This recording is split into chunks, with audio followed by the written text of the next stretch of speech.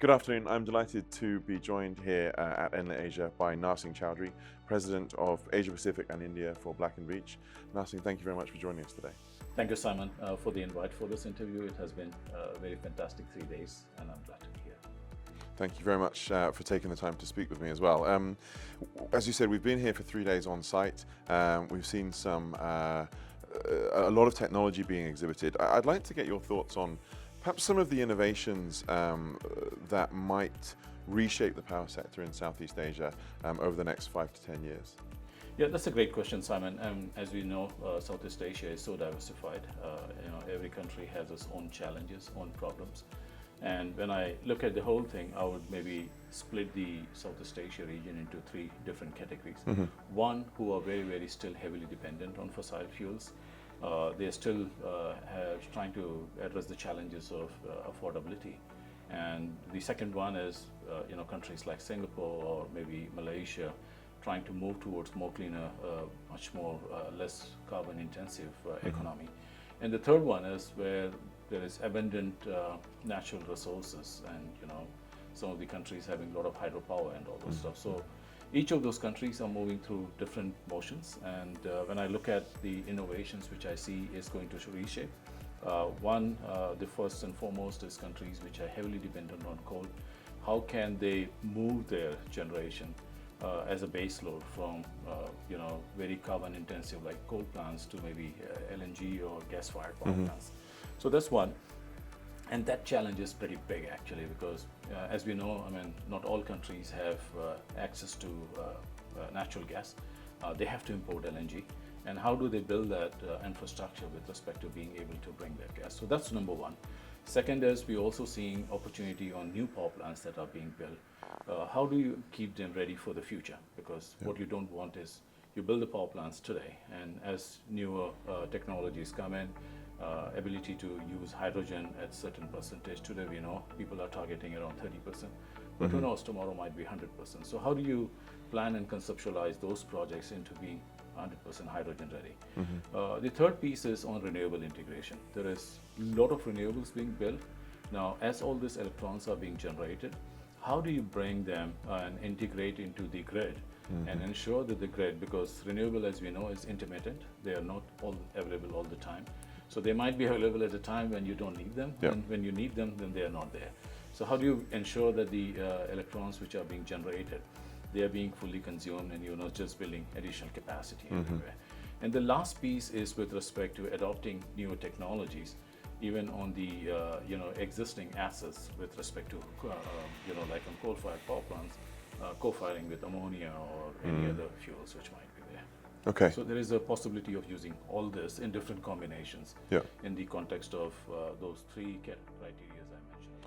Depending on the readiness and the current situation within each country, If we broaden it then, what are perhaps some of the untapped opportunities in Southeast Asia's power sector that have the potential to be game changers in the region? As I said, hydrogen is one. A lot of people are thinking hydrogen is too far in the future, but from a Black & Veatch's perspective, we are building the world's biggest green hydrogen project. It's 220 megawatt in Utah. Very adjacent to this is the Intermountain power plant, which is going to use 30% green hydrogen.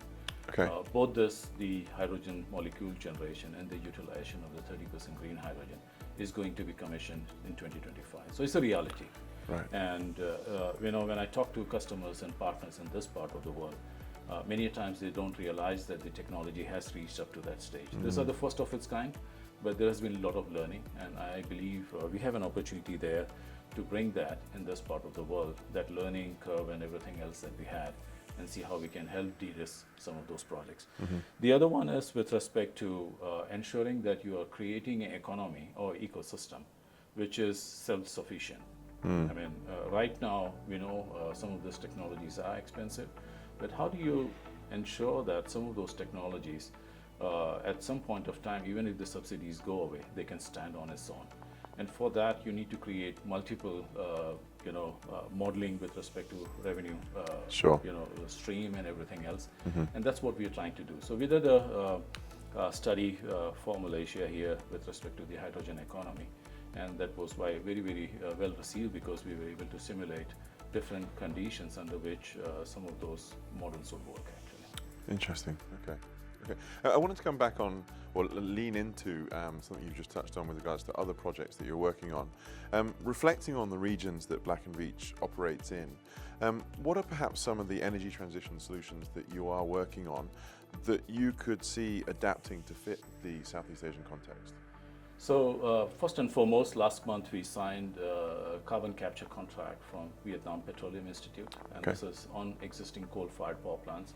They're looking at post-combustion carbon capture and seeing what options are possible for them on those assets, on being able to decarbonize. Because there are industries where when you're planning new plants, you could put a lot of new technologies and all those things. But what do you do with the existing assets? I mean, we know several countries, and Vietnam included, they're more than 60% of their generation coming out of coal. Yeah. So either you retire them or repurpose them. But if you can't do both, you could also adopt technologies like CCUS. So that's one that we are seeing as a good enabler. The other one is also looking at repurposing and finding ways to monetize those assets. Actually, some of them are not still very close to retirement, but they are old. Could there be opportunities of using the rest of the plant systems and ensuring that you bring maybe a more cleaner fuel on that?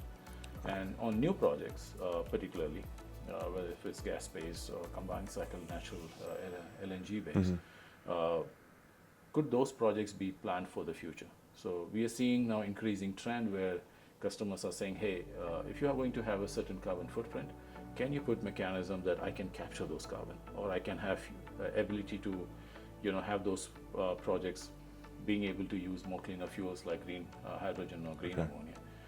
The other aspect is there's a lot of discussion on green hydrogen. Now, the challenge that Southeast Asia would be having is not every country is self-sufficient with having enough green power to produce green molecules. And there is a thought process that can blue hydrogen become intermittent as an energy transition methodology or fuel. And in that, what you do is you take the natural gas, you convert it into hydrogen by taking out the CO2 in the whole thing, because hydrocarbon, right? Yeah. So it's blue hydrogen, but end of the day, you still capture the CO2 and try to use it or store it, actually. Hydrogen is hydrogen as far as a fuel is concerned, and there is a lot of, I would say, thought process going behind it is, if we can't reach our ambition or goal of generating green hydrogen, can we start looking at blue hydrogen as a transition? Sure. And then using that tech to gradually transfer to, you mentioned some countries not necessarily having the infrastructure to reach their renewable energy targets. We've heard this week Dr. Dawood, AST chairman, mention no transmission without transition.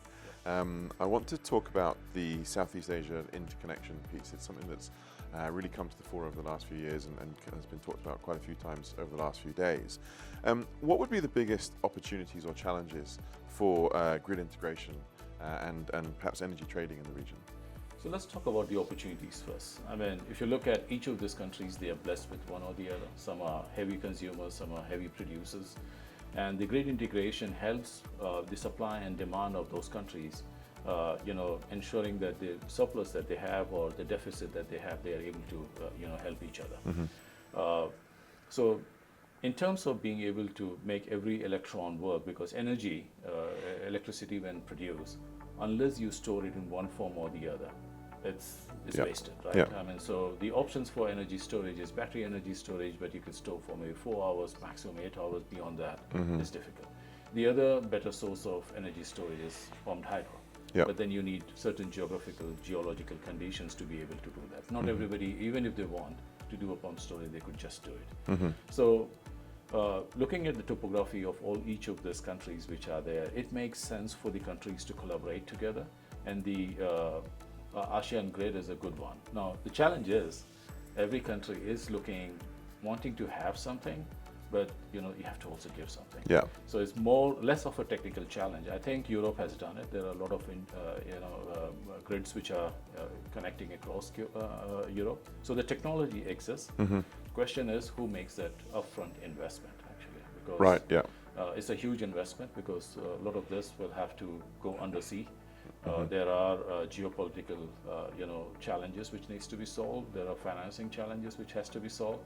Can the governments come together and the regulators come together and come out with a common mechanism? Yeah, looking beyond national interests and looking at regional interests. Narsingh, I could talk all day, but I feel that you have done a lot of talking over the last couple of days. So thank you very much again for joining us. Thank you, Black & Veatch, as well, for joining us at Enlit Asia. And I look forward to seeing you next year in Bangkok.